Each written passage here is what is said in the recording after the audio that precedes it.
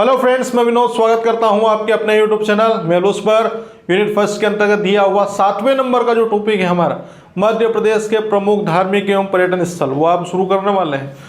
तो जो पर्यटन को जो बढ़ावा देने का काम है वो राज्य सरकार का है। वो राज्य सरकार के द्वारा मध्य प्रदेश में कौन कौन से ऐसे बोर्ड का गठन किया गया है जिन्होंने किसको बढ़ावा दिया है, पर्यटन को बढ़ावा दिया है। ठीक है, तो पहले नंबर से जो पॉइंट स्टार्ट होता है हमारा इन्हीं से शुरू होगा। ठीक है, मध्य प्रदेश राज्य पर्यटन विकास निगम की स्थापना कब हुई भैया?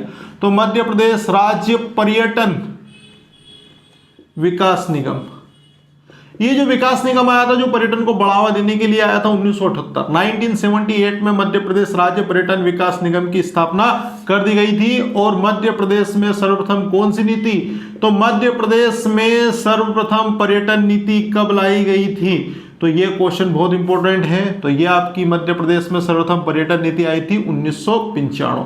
1995 में सर्वप्रथम पर्यटन नीति आई और उसके साथ में ही क्या हुआ, फिर एक और नीति आई आपकी इको एंड एडवेंचर पर्यटन नीति। तो बस इसका ध्यान रखना है यहां पर कि इको एंड एडवेंचर पर्यटन नीति, इको एंड एडवेंचर पर्यटन नीति, यह आई थी आपकी सन 2000 में। और उसके साथ में ही फिर क्या हुआ, एक और पर्यटन नीति ले आए आप लोग, कौन सी? हेरिटेज पर्यटन नीति। तो हेरिटेज पर्यटन नीति जो लाने का काम किया था वो हुआ था आपका सन 2002 में। बस इतनी चीजें ध्यान रखना है कि हेरिटेज पर्यटन नीति आई थी 2002 में, इको एंड एडवेंचर पर्यटन नीति आई थी आपकी सन 2000 में, पर्यटन नीति सर्वप्रथम अपनाई 1995 में, मध्य प्रदेश राज्य पर्यटन विकास निगम की स्थापना की गई थी सन 1978 में। लेकिन उसके साथ में क्या हुआ, एक और यहाँ पर बोर्ड गठित हुआ, कौन सा? मध्य प्रदेश राज्य इको पर्यटन विकास बोर्ड। तो इको पर्यटन विकास बोर्ड का जो गठन हुआ था यह हुआ था आपका 12 जुलाई 2005 को। 12 जुलाई 2005 को इको पर्यटन विकास बोर्ड का गठन हुआ। यह अब मैं मध्य प्रदेश के बारे में पढ़ा रहा हूं, समझ जाना यहाँ पर कि मध्य प्रदेश के संदर्भ में ये सब चीजें हम कर रहे हैं। लेकिन उसके बाद में क्या हुआ, अलग अलग पर्यटन नीति आई। एक 2010 में आई थी, लेकिन 2010 के बाद एक 2012 में आई, फिर 2014 में आई, 2016 में आई। लेकिन इंपॉर्टेंट इनमें से है कौन सी? 2012।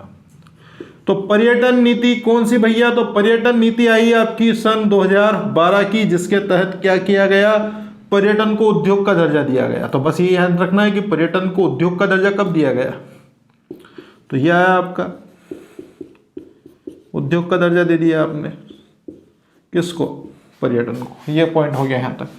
लेकिन उसके बाद जो पर्यटन नीति आई थी आपकी कौन सी? पर्यटन नीति सन 2014। तो पर्यटन नीति 2014 के तहत क्या हुआ, ये हुआ कि भैया आपका जो निजी निवेश है, निजी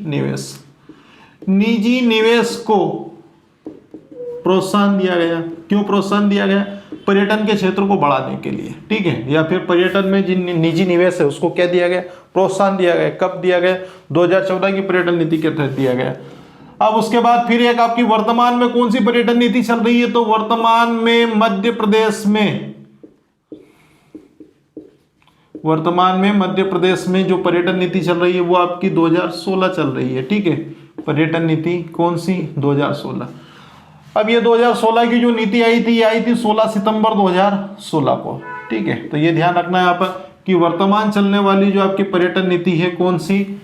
ठीक है, 2016 वाली। तो ये कब आई थी? 16 सितंबर 2016 को। अब पर्यटन से क्या मिल गया आपका? एक मार्ग मिल गया। तो एक पॉइंट यहाँ पे बनेगा कैसा कि मार्ग सुविधा केंद्र नीति कब आई थी?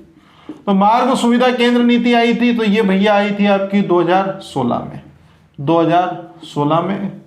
ठीक है, ये आपका हेरिटेज है और ये आपका सुविधा मार्ग की सुविधा केंद्र नीति है। और मध्य प्रदेश राज्य, ठीक है, पहला राज्य। ठीक है, किसमें? देश में। मध्य प्रदेश देश का पहला राज्य है जिसने मार्ग सुविधा केंद्र नीति अपनाई। कब अपनाई? 2016 में। उसके बाद फिर क्या हुआ, जल पर्यटन नीति भी ले आए आप। कौन सी? जल पर्यटन नीति। तो जल पर्यटन नीति अगर पूछ लिया था कब आई, तो फिर 2017 में आई, 2017 में आ गई। उसके बाद फिर क्या, अब आपका एक और टूरिज्म विकास बोर्ड। तो टूरिज्म विकास बोर्ड है, ठीक है। यहाँ पर हमने देखा था कौन सा, ये इको पर्यटन विकास बोर्ड है और ये टूरिज्म विकास बोर्ड है। तो टूरिज्म विकास बोर्ड का जो गठन हुआ था ये कब हुआ था, तो ये हुआ था आपका 22 फरवरी 2017। 22 फरवरी 2017 को टूरिज्म विकास बोर्ड का गठन किया गया और उसके साथ में ही क्या हुआ, मध्य प्रदेश के अंतर्गत कौन सा, फिल्म पर्यटन नीति। तो फिल्म पर्यटन नीति आई थी आपकी सन 2020 में। तो ये हो गई फिल्म पर्यटन नीति 2020। ये सारे जो पॉइंट देखे हम लोगों ने, ये किस संदर्भ में, पर्यटन के विकास को बढ़ावा देने के लिए राज्य सरकार के द्वारा किए जाने वाले प्रयास है। अगर मेंस में भी क्वेश्चन पूछ लेता है कि राज्य सरकार के द्वारा पर्यटन को बढ़ावा देने के लिए क्या प्रयास किए गए, तो बता देना कि मध्य प्रदेश सरकार के द्वारा सर्वप्रथम मध्य प्रदेश राज्य पर्यटन विकास निगम का गठन किया गया 1978 में, सर्वप्रथम पर्यटन नीति 1995 में, इको एंड एडवेंचर पर्यटन नीति आपकी 2000 में, और उसके बाद में आपका हेरिटेज पर्यटन नीति है वो आपकी सन 2002 में, और आपका टूरिज्म विकास बोर्ड है उसे टूरिज्म बोर्ड के अंतर्गत ये आपका यहाँ पे ये, ठीक है, इको पर्यटन विकास बोर्ड। ये टूरिज्म बोर्ड में कंफ्यूज नहीं होना है, ये इको पर्यटन विकास बोर्ड है और ये टूरिज्म विकास बोर्ड है, ठीक है। तो पहले इको पर्यटन विकास बोर्ड है, ये आपका 12 जुलाई 2005 को आया था, और पर्यटन नीति 2012 के तहत उद्योग का दर्जा पर्यटन को दिया गया। 2014 के अंतर्गत क्या हुआ, निजी निवेश को पर्यटन के क्षेत्र में प्रोत्साहन दिया गया। वर्तमान में जो चल रही वो आपकी पर्यटन नीति 2016, ये कब आई थी, तो ये आई थी 16 सितंबर 2016 के तहत। और उसके साथ ही क्या हुआ, मार्ग सुविधा केंद्र अपना नीति अपना लिया आप लोगों ने, तो 2016 में अपनाई, और मध्य प्रदेश देश का पहला राज्य है जिसने मार्ग सुविधा केंद्र नीति पर्यटन के क्षेत्र में अपना ली।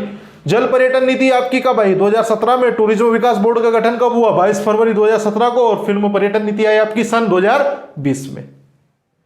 ये क्या है, ये सब के सब पर्यटन नीति और विभिन्न प्रकार के बोर्ड है। लेकिन अब उसके बाद फिर क्या, अब मध्य प्रदेश के अंतर्गत किसकी बात करते हैं, पर्यटन की। तो पर्यटन को पढ़ने से पहले एक संस्था का नाम देखिए आप, क्या नाम है, यूनेस्को। यूनेस्को एक अंतर्राष्ट्रीय संस्था है जो क्या करती है, जो भी ऐतिहासिक, सांस्कृतिक, धार्मिक, जो भी महत्व के आपके जो पुराने प्राचीन समय काल के जो महत्व की जो भी धरोहर है उसको क्या करती है, सूचीबद्ध करती है, उसका रखरखाव करने का कार्य संबंधी कार्य करती है। तो यूनेस्को मतलब United Nation Education Scientific Culture in Organization, एक प्रकार की संस्था है जो क्या करती है, स्थलों को या विरासतों को क्या करती है, सूचीबद्ध करती। कहाँ सूचीबद्ध करती है, वहीं सूचीबद्ध करेगी जहाँ इनका काम होगा, ठीक है। जैसे मध्य प्रदेश में अब यूनेस्को में शामिल मध्य प्रदेश के स्थानों का नाम बताइए, तो मध्य प्रदेश में 3 स्थल, कितने स्थल हैं, 3 स्थल किस में शामिल है, यूनेस्को में शामिल है। अब 3 स्थल जो यूनेस्को में शामिल है उसमें जो पहले नंबर पे है वो कौन सा है आपका, खजुराहो है। और खजुराहो जो है वो किस जिले का भाग है, तो खजुराहो आपका आता है छतरपुर जिले के अंतर्गत। और इस खजुराहो को जो शामिल किया गया है वो किसके, कब शामिल किया गया, तो 1986 1986 में इसको शामिल किया गया। दूसरा जो विश्व धरोहर सूची के अंतर्गत आने वाला स्थान है वो आपका सांची है। सांची जिले आपका लगता है रायसेन के अंतर्गत, तो रायसेन के सांची को शामिल किया गया था 3 साल बाद 1989 में। उसके साथ में जो तीसरा है वो है आपका भीमपेटका, ठीक है। भीमपेटका भी किस जिले का भाग है, वो अभी आपके रायसेन जिले का भाग है। और इसको जो शामिल करने का काम किया गया था वो थोड़ा बाद में, कब, 2003 में। तो भैया ये हमारे प्रमुख रूप से क्या हो गए, यूनेस्को विश्व धरोहर सूची में सम्मिलित स्थल हो गए, ठीक है। अब खजुराहो किसके लिए प्रसिद्ध है, खजुराहो मंदिरों के लिए प्रसिद्ध है। तो पहले हम किसकी बात करेंगे, खजुराहो। खजुराहो किसके लिए प्रसिद्ध है, मंदिरों के लिए। ये किस जिले का भाग है, अभी बता दिया, छतरपुर जिले का भाग है। कब शामिल किया गया, ये भी लिखवा दिया 1986। खजुराहो के मंदिर कब बने थे, तो ये बने थे लगभग 1950 नहीं 950 से लेके 1050 ईस्वी के मध्य बनाए थे। और इसके मध्य किन वंश के राजाओं ने बनाए थे, ठीक है। तो ये बहुत इंपॉर्टेंट क्वेश्चन है मध्य प्रदेश के इतिहास में। चंदेल वंश के राजाओं ने बनाए थे, ठीक है, चंदेल वंश, ठीक है, या चंदेल राजाओं ने बनाए थे, ये ध्यान रखना है यहाँ पर। अब खजुराहो के जो मंदिर हैं वो किस शैली में बने हुए हैं? तो ये आपके नागर शैली में बने। नागर शैली अगर नहीं पता है तो देख लेना, पिछला वीडियो मैंने बनाया यहाँ पर कि नागर शैली क्या है, द्रविड़ शैली क्या है, बेसर शैली क्या है, नायक शैली क्या है, पंचायतन शैली क्या है, इसके बारे में बता चुका हूँ। तो खजुराहो के मंदिर वो किस शैली में बने हुए हैं? नागर शैली में बने हुए हैं, ठीक है। और नागर शैली में बने होने के कारण इसे क्या कहा जाता है? स्थापत्य कला या फिर शिल्पकला तीर्थ। क्या बोलते हैं? शिल्पकला तीर्थ। बस यहाँ पे मेन पॉइंट यहाँ पे ध्यान रखना है कि स्थापत्य कला या शिल्पकला का तीर्थ किसे कहा जाता है? तो वो खजुराहो के मंदिरों को कहा जाता है। उसके साथ में क्या है? ये स्थापत्य कला नगरी को क्या कहा जाता है? पत्थरों पर तराशी गई नगरी। क्या कहा जाता है? पत्थरों पर तराशी गई नगरी। तो पत्थरों पर तराशी गई जो नगरी है वो भी कौन सी हमारी? वो खजुराहो के क्या है? मंदिर है। अब खजुराहो के जो मंदिर है ये क्या भैया किस धर्म से संबंधित है? तो वही आपके धर्म में संबंधित है। दो धर्म जो एक ही कड़ी के दो पहलू आते हैं, ठीक है।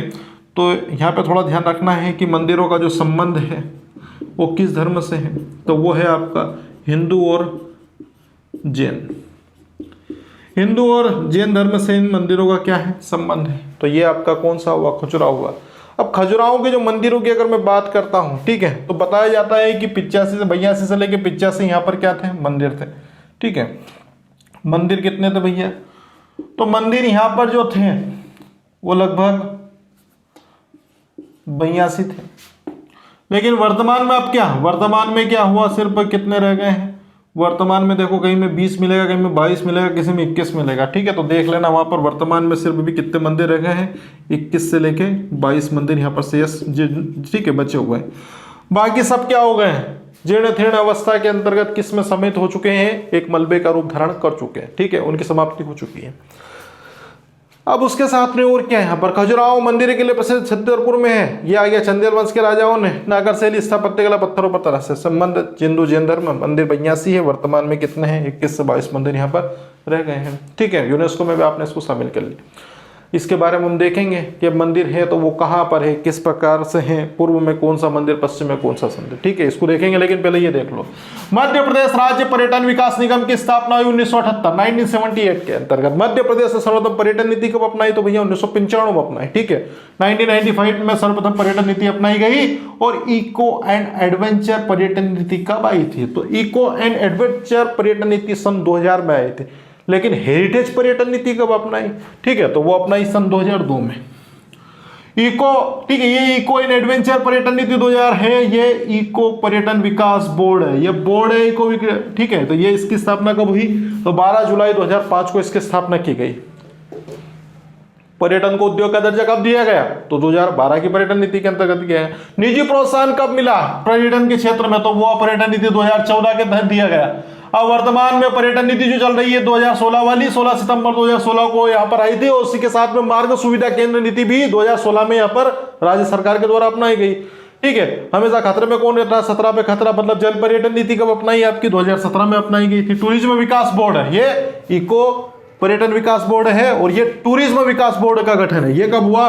22 फरवरी 2017 के अंतर्गत। और फिल्म पर्यटन नीति अपनाई थी 2020 में। अब ये यूनेस्को में शामिल मध्य प्रदेश के शामिल 3 स्थल है, जिसमें खजुराहो है, सांची है और भीमबेटका है। सांची और भीमबेटका दोनों किस जिले का भाग है? रायसेन में। खजुराहो किसका है? छतरपुर। तो खजुराहो के मंदिर है वो छतरपुर जिले में, जिन्हें 1986 में विश्व धरोहर सूची में शामिल किया गया। उसी के साथ में आता है आपका सांची, रायसेन जिले का भाग है। 1990 में इसको सूचीबद्ध किया गया। भीमबेटका आता है रायसेन में, 2003 में इसको शामिल किया गया। खजुराहो के मंदिर छतरपुर जिले में है। 900, ठीक है, 50 से लेके आपका 1050 ईस्वी के मध्य किस वंश के राजाओं ने? चंदेल वंश के राजाओं ने उसका निर्माण करवाया था। नागर शैली में बने हुए स्थापत्य कला या शिल्प कला का तीर्थ कहा जाता है। पत्थर पर तराशी गई नगरी भी अगर पूछ लेती है तो वो कौन सा है? खजुराहो के मंदिर। संबंध हिंदू और जैन धर्म से है। वर्तमान में 21 से 22 रह गए हैं। टोटल कितने थे? 82 से 85 बताया गया। स्क्रीनशॉट ले लीजिए। उसके बाद आगे बढ़ते हैं खजुराहो के मंदिर में।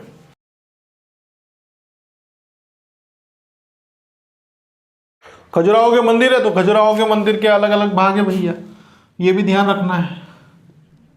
खजुराहो मंदिर कितने समूह बने हैं? तो खजुराहो मंदिर 3 समूहों में बने हुए हैं। कितने समूह में? 3 समूह में बने हुए हैं। अब 3 समूह में कौन कौन से बने हुए हैं? तो 3 समूह का याद रखना है आपका।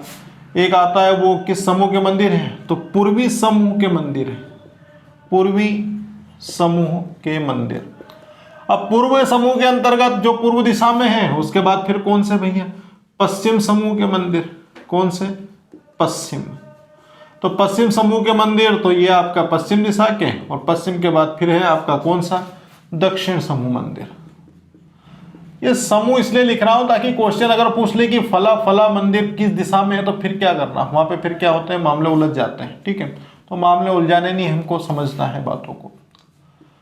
तो पूर्वी समूह के मंदिरों में अगर बात करूं तो इसमें जैन धर्म के जो मंदिर है वो प्रमुख रूप से आते हैं। ठीक है, उसमें जैसे पहले नंबर पर अगर आप देखें यहाँ पर पूर्वी समूह के अंतर्गत, तो उसमें जो आपका मंदिर है वो कौन सा है, एक है जैसे पार्श्वनाथ मंदिर। कौन सा है, पार्श्वनाथ मंदिर हो गया है। उसके साथ में ही एक हो गया आपका शांतिनाथ मंदिर। जैन धर्म में अधिकतर शांति की खोज की गई है। ठीक है, तो शांतिनाथ मंदिर हो गया है। और उसके साथ में आदि पुरुष भी हुए हैं, तो आदिनाथ मंदिर हो जाएगा, ये आदिनाथ मंदिर है यहाँ पर। उसके बाद क्या, जवारी मंदिर है यहाँ पर। कौन सा मंदिर, जवारी। उसके साथ में कौन सा, वामन मंदिर। कौन सा, वामन मंदिर। और छठा जो है वो कौन सा है, घंटाई मंदिर। कौन सा मंदिर, घंटाई मंदिर। तो पहले मैं किसकी बात करता हूँ, पूर्वी समूह में। पूर्वी समूह के मंदिर है, उसके अंतर्गत जैन धर्म के अंतर्गत आने वाले हैं पार्श्वनाथ है, उसके साथ में क्या शांतिनाथ है, आदिनाथ है, वामन है, जवारी और घंटाई। घंटाई मंदिर क्यों प्रसिद्ध है, इसके अंतर्गत क्या हुआ, जो महावीर, कौन, महावीर स्वामी, महावीर स्वामी की कौन, माता। तो महावीर स्वामी की माता के कितने स्वप्न, 16 स्वप्नों को दर्शाया गया है, या उससे इनका संबंध है। 16 सपनों से क्या है भैया, संबंध। बस ये अगर कभी पूछ भी ले गलती से, ठीक है, तो पता होना चाहिए कि किस मंदिर में किससे क्या संबंध है। तो महावीर स्वामी की माता के 16 स्वप्नों का जो संबंध है वो किससे है, घंटाई मंदिर से। अब बात करते हैं सबसे फेमस कौन सा, पश्चिम समूह की। तो पश्चिम समूह के मंदिर तो मैं बताऊंगा। ठीक है, तो यहाँ पे पहले तो एक लाइन लिख देता हूँ यहाँ पर। ठीक है, ये कि सर्वाधिक मंदिर है, सर्वाधिक मंदिर जो किस दिशा में अगर पूछता है तो वो आपके पश्चिम दिशा में है। उसके बाद फिर मैं अगर बात करता हूँ किस समूह की बात, दक्षिण समूह की। दक्षिण समूह के मंदिर के अंतर्गत अगर मैं बात करता हूँ, ठीक है, तो उसमें है आपके दुल्हादेव मंदिर, दुल्हादेव मंदिर। अब दुल्हादेव मंदिर ये आपका दक्षिण समूह के अंतर्गत मंदिर है। अब दुल्हादेव है, दुल्हादेव मंदिर में आपको ये याद रखना है, इसका क्या नाम है, इसे कुंवरनाथ मंदिर भी कहते हैं। ठीक है, दुल्हादेव मंदिर को कुंवरनाथ मंदिर भी कहा जाता है। दूल्हा जो बनाते हैं वो किसको बनाते हैं, तो शंकर भगवान को। तो ये किसको है, शंकर को समर्पित है। किसको समर्पित है, शंकर को समर्पित है। कुंवरनाथ मंदिर दुल्हादेव मंदिर के नाम से विख्यात है, जो शंकर भगवान को समर्पित है। और ये इसमें ये बता देना है कि भैया ये क्या है, सबसे नवीन मंदिर है। सबसे नवीन मंदिर कौन सा है, ये आपका दुल्हादेव मंदिर सबसे नवीन मंदिर। ये हुआ यहाँ तक, ये आपके दुल्हादेव मंदिर के बारे में सारे तथ्य आ गए। फिर उसके बाद जो आने वाला मंदिर है हमारा वो कौन सा है, इसी समूह के अंतर्गत। और एक आध पॉइंट अगर जैसे याद आएंगे मैं बताऊंगा आपको, है ना, टेंशन ना ले, कुछ भी पॉइंट आपके छूटेंगे नहीं। चतुर्भुज मंदिर, कौन सा मंदिर है, चतुर्भुज मंदिर। तो चतुर्भुज मंदिर है, इसमें क्या है, मैथुन प्रतिमाओं का अभाव है, मैथुन प्रतिमाओं का अभाव। यह बहुत इंपॉर्टेंट क्वेश्चन है, क्योंकि जो भी खजुराहो के जितने मंदिर है ना आपके, उनमें सब में अधिकांश में क्या मिलेंगे, मैथुन प्रतिमाएं। तो मैथुन प्रतिमाओं का अभाव किस मंदिर में है, तो मैथुन प्रतिमाओं का अभाव है वो आपके कौन से, चतुर्भुज मंदिर में है। ठीक है, बस ये हो गया हमारे कौन सा मंदिर, ये हमारे दक्षिण समूह के मंदिर हो गए। ठीक है, अब उसके बाद सर्वाधिक मंदिर की बात अगर मैं करता हूँ पश्चिम समूह में, तो ये आपका भैया पहले नंबर पर आता है कंदरिया महादेव मंदिर, कंदरिया महादेव मंदिर, कंदरिया महादेव मंदिर आपका। उसके बाद में फिर क्या, ये यहाँ पर अगर हम बात करते हैं चतुर्भुज मंदिर की, तो यहाँ पे आ जाता है 64 योगिनी मंदिर। कौन सा, 64 योगिनी मंदिर। अब 64 योगिनी मंदिर फेमस है आपका। उसके बाद में फिर क्या भैया, ये आते हैं आपके चित्रगुप्त, तो चित्रगुप्त मंदिर है यहाँ पर। फिर कौन, यहाँ पे आ जाता है लक्ष्मण। ठीक है, तो लक्ष्मण मंदिर है। कौन सा मंदिर है, लक्ष्मण मंदिर। ये चीज़ों को ध्यान रखना है यहाँ पर कि जो सबसे फेमस है वो कौन सा, कंदरिया महादेव मंदिर है, 64 योगिनी मंदिर है, चित्रगुप्त मंदिर है और उसके साथ में लक्ष्मण मंदिर है। फिर कौन सा आपका मंगतेश्वर मंदिर है, ये फेमस, ये भी। इन सब के बारे में डिटेल थोड़ी बहुत करके जो इंपॉर्टेंट फैक्ट बनेंगे वो सब यहाँ पर लिखने वाला हूँ। बस आपको थोड़ा सा ध्यान रखना है कि किस समूह के अंतर्गत कौन से मंदिर आते हैं। और लास्ट बचते हैं आपके जो विश्व के नाथ हैं, ठीक है। तो विश्वनाथ आपके कौन, भगवान शंकर, तो ये विश्वनाथ मंदिर हो गया यहाँ पर। ये सब के सब आपके यहाँ पर क्या हो गए, मंदिर हो गए। अलग अलग दिशाओं के अंतर्गत मैं सारे मंदिर यहाँ पे बता चुका हूँ, ठीक है। इनके अंतर्गत जो फैक्ट था मैं लिखवा चुका हूँ और इनके अंतर्गत भी ये इंपॉर्टेंट फैक्ट था मैं यहाँ पे करवा चुका हूँ, ठीक है। लेकिन अब मैं बात करूंगा किसकी, कंदरिया महादेव मंदिर की, ठीक है। तो ये ध्यान रखना है, ये कौन सा है, कंदरिया महादेव मंदिर। कंदरिया महादेव मंदिर किसको समर्पित, भगवान शंकर को समर्पित। ये पॉइंट याद रखना, भगवान शंकर को समर्पित है भैया। लेकिन उसके साथ में ही फिर क्या, बस भगवान शंकर को समर्पित तो क्या मामला खत्म हो गया क्या, है ना, नहीं। इसके जो निर्माता चंदेल वंश के शासक कौन, विद्याधर, ठीक है। कौन से धर, विद्याधर, ठीक है। तो निर्माता कौन है, विद्याधर है। अब कंदरिया महादेव मंदिर है, ये क्या है, तो इसमें बता देना है कि सबसे श्रेष्ठ मंदिर है। सबसे श्रेष्ठ मंदिर कौन सा है, कंदरिया महादेव मंदिर। क्यों, क्योंकि ये किससे है, अलंकरण, ठीक है, काव्य की शोभा, ठीक है, पढ़ाई होगा आपने अलंकार। तो उसी प्रकार से यहाँ पर मंदिर की शोभा बनाने वाले जो साधन है, ठीक है, ये अलंकरण और शिखर युक्त है। क्या है, अलंकरण और कैसा है, शिखर युक्त है। ये याद रखना है यहाँ पर कि अलंकरण और शिखर युक्त होने के कारण ये क्या है, सबसे श्रेष्ठ मंदिर है। अब कंदरिया महादेव मंदिर है, इसके बारे में अगर और बात हम करते हैं तो इसके मंदिर है, ये जो मंदिर है ना, मंदिर की दीवारों पर चित्रकारी की गई है यहाँ पर। तो अगर पूछ ले कि किस मंदिर की दीवारों पर खजुराहो में चित्रकारी की गई है, तो वो आपका कंदरिया महादेव मंदिर में। तो मंदिर की दीवारों पर चित्रकारी की गई है, ठीक है भैया। चित्रकारी कर ली हमने यहाँ पर। फिर आगे क्या, ठीक है, आगे ये कि ये भैया कितने, 101 फुट और 9 इंच की ऊंचाई पर बना हुआ है। 9 इंच की ऊंचाई पर बना हुआ है।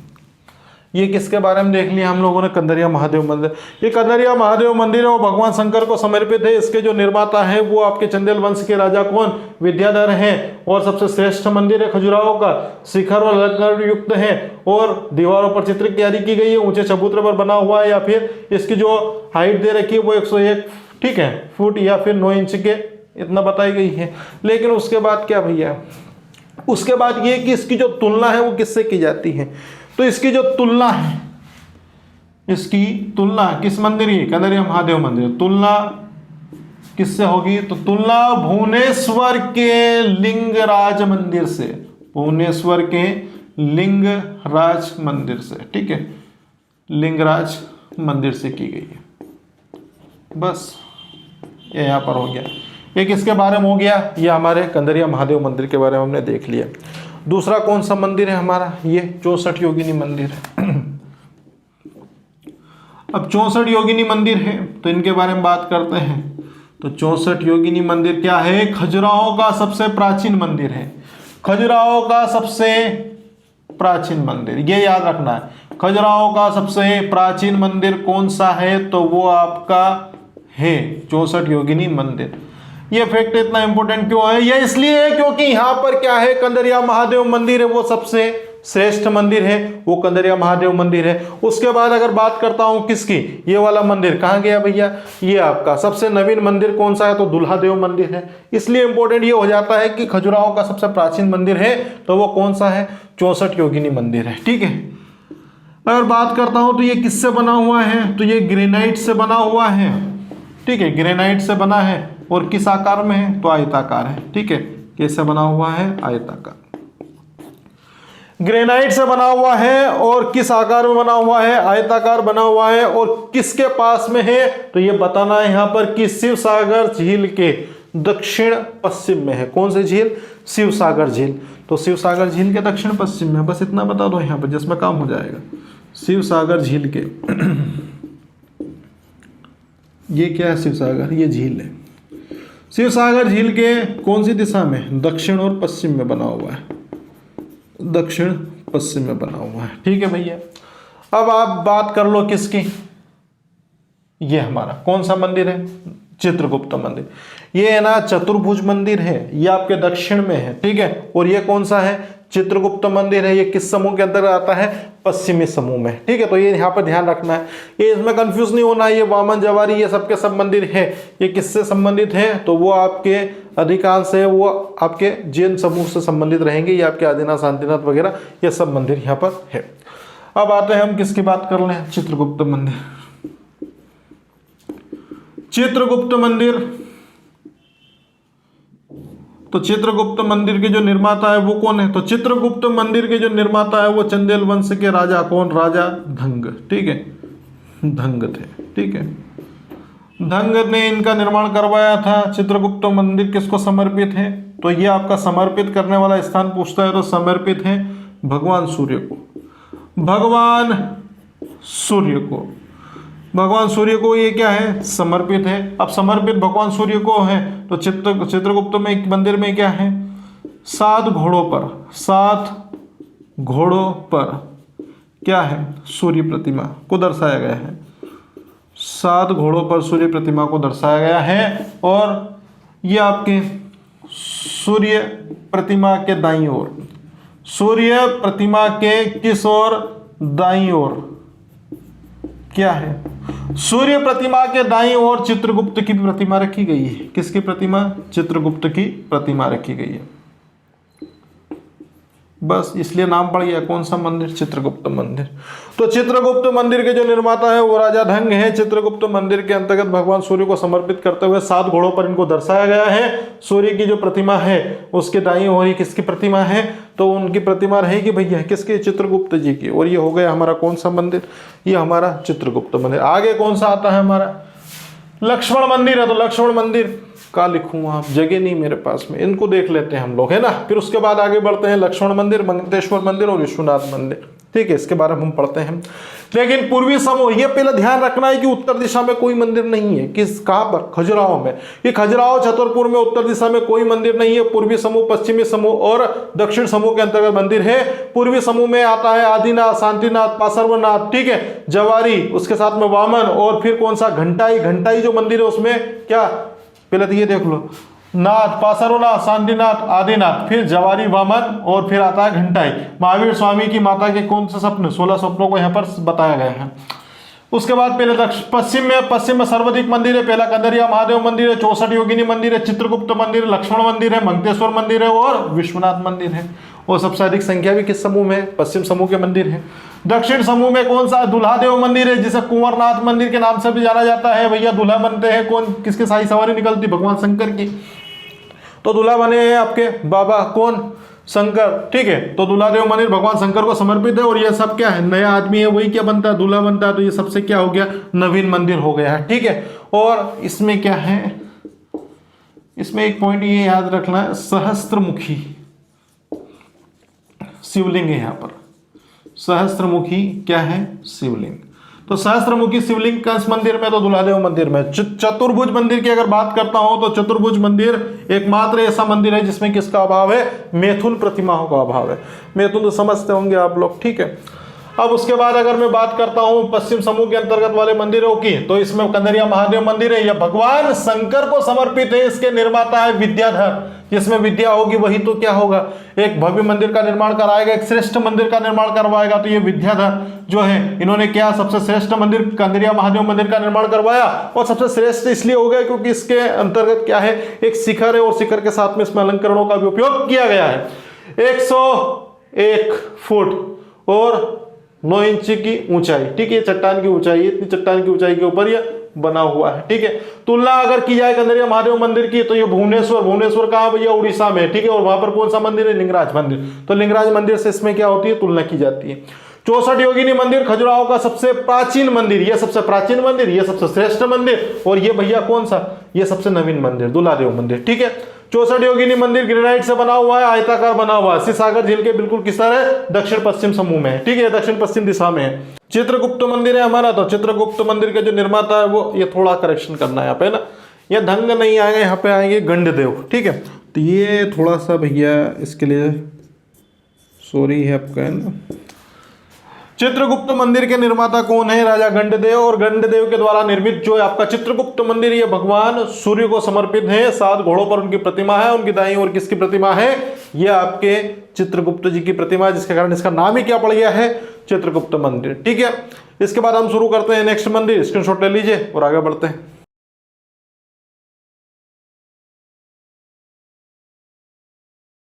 अब आता है लक्ष्मण मंदिर। तो लक्ष्मण मंदिर के बारे में बात करें हम, तो लक्ष्मण मंदिर, ये भैया है ना खजुराहो के मंदिर में लक्ष्मण मंदिर है। लक्ष्मण मंदिर के जो निर्माता है वो कौन है भैया? तो इनके जो निर्माता है लक्ष्मण मंदिर के, वो है यशोवर्मन।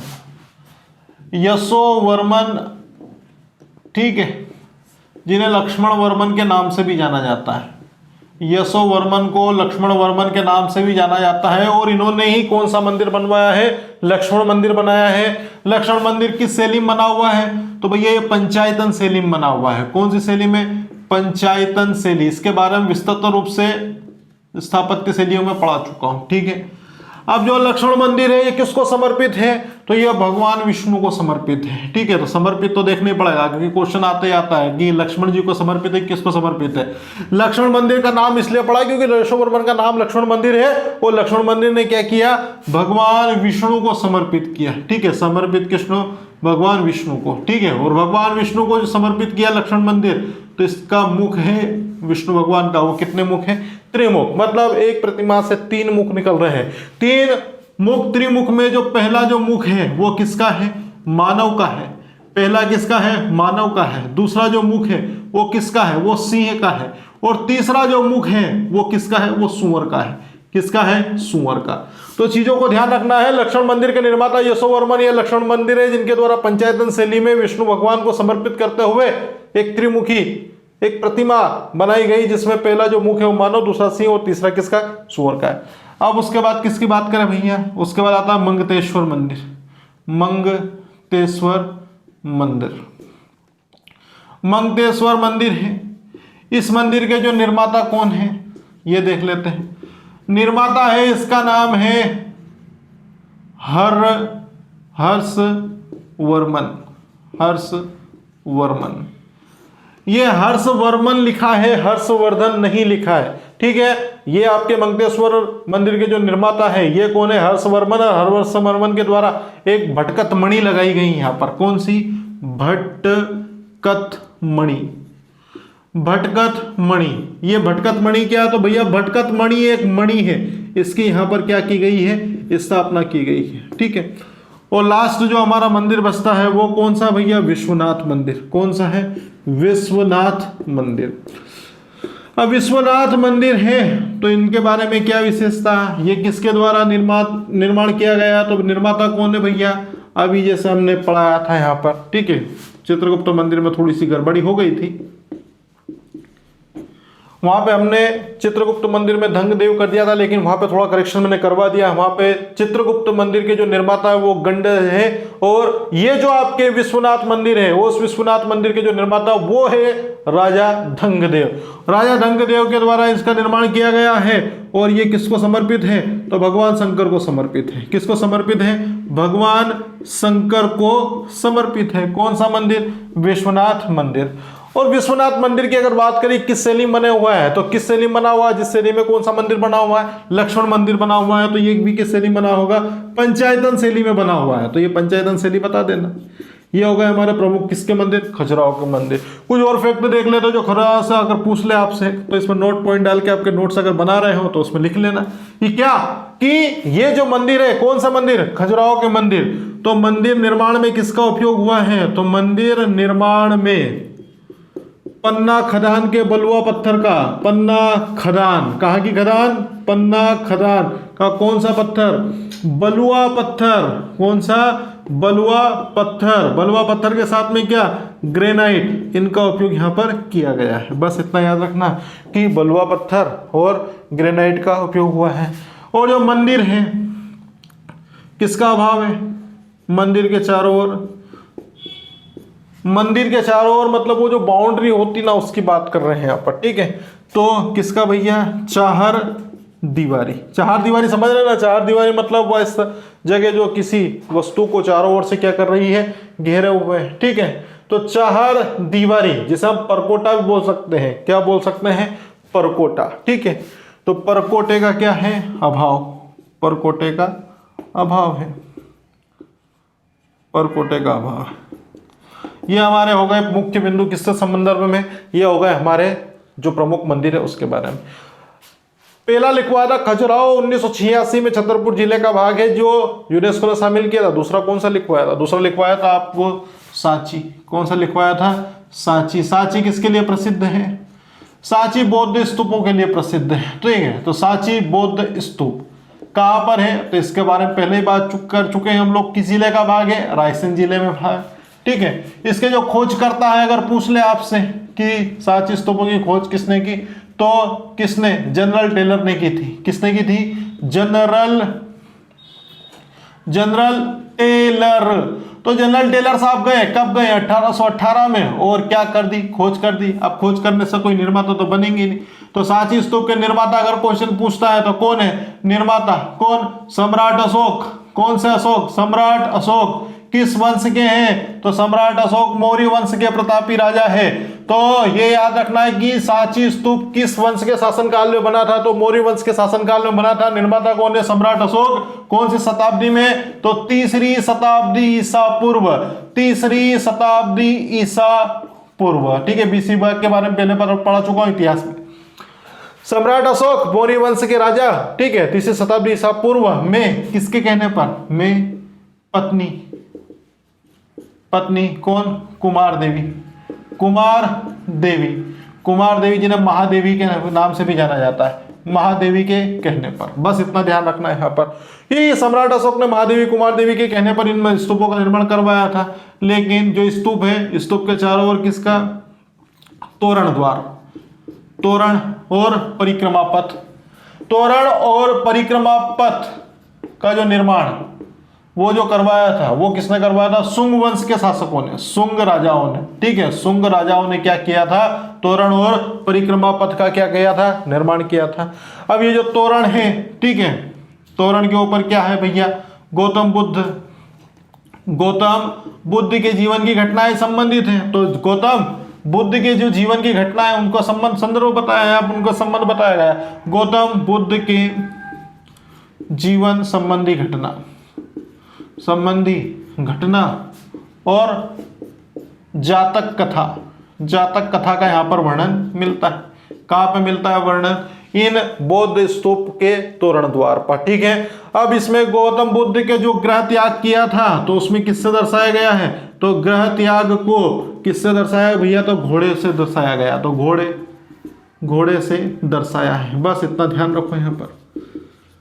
ये चीजें हो गई किसके बारे में, सांची स्तूप के बारे में। लेकिन सांची स्तूप के बारे में और भी चीजें यहाँ पर, ठीक है। सांची में कितने स्तूप है, 3 स्तूप है, ठीक है। कितने स्तूप है, 3 स्तूप है।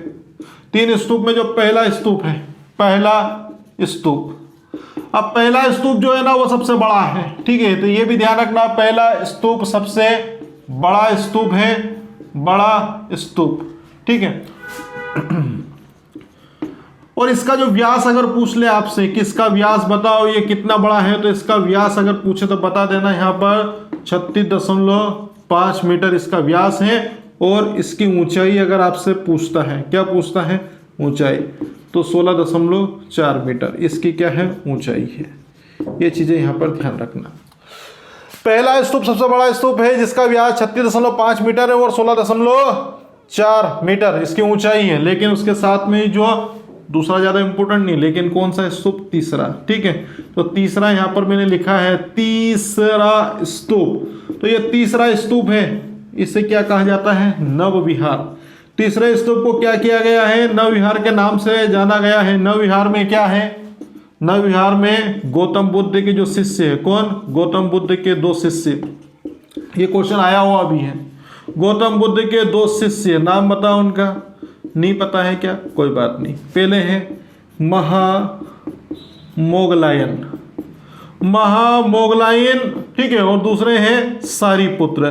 तो महामोगलायन और सारीपुत्र की यहाँ पर क्या रखी गई है, अस्थियां रखी गई है। तो अस्थियां किस में रखी गई है, तो अस्थियों को रखने का एक स्थान है, उसका नाम है मंजूषा। अब मंजूषा क्या है, तो मंजूषा एक प्रकार का क्या है, कलश। तो मंजूषा कलश है, ये आपके सांची स्तूप में मिलेगा। और सांची स्तूप के मंजूषा कलश में गौतम बुद्ध के 2 शिष्य महामोगलायन और सारीपुत्र की क्या रखी गई है, अस्थियां। और ये तीसरे नंबर का स्तूप है, ठीक है, जिसे नवविहार के नाम से जाना जाता है। तीसरा स्तूप, ठीक है, ये पढ़ा हमने, दूसरा हमने नहीं पढ़ा क्योंकि वो इंपोर्टेंट नहीं था, इसलिए अब ये इंपोर्टेंट चीज यहाँ पर पहला स्तूप है, सबसे बड़ा स्तूप है, इसका व्यास इतना इतना इतना हो गया, ठीक है। ये किसके बारे में पढ़ लिया, सांची स्तूप के बारे में। सांची स्तूप की खोज तो करके चले गए कौन, जनरल टेलर। लेकिन भैया फिर क्या, 1822 से लेके 1919 तक, 1822 से लेके 1919 तक कौन, जनरल जॉनसन। कौन आए, जनरल जॉनसन।